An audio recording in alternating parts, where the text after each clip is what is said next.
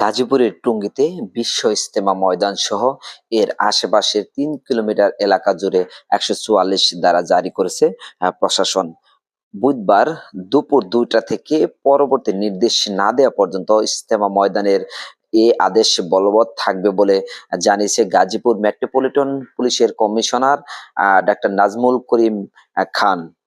ঘটনায় টঙ্গীতে বিশ্ব ইজতেমা মাঠ দখলকে কেন্দ্র করে সংঘর্ষের পর পরিস্থিতি নিয়ন্ত্রণে ৪ প্লাটুন বর্ডার গার্ড বিজিবি মোতায়েন করা হয়েছে। এ বিষয়ে Gazipur metropolitan police commissioner doctor Nazmul Karim Khan বলেন, মেট্রোপলিটন এলাকার জন্য ১৪৪ ধারা জারি করা হয়েছে। পরবর্তী আদেশ না দেওয়া পর্যন্ত এই আদেশ বলবৎ থাকবে। বিশ্ব ইজতেমা মাঠে মুসল্লিদের দু গ্রুপের সংঘর্ষে ৩ জন নিহত হন।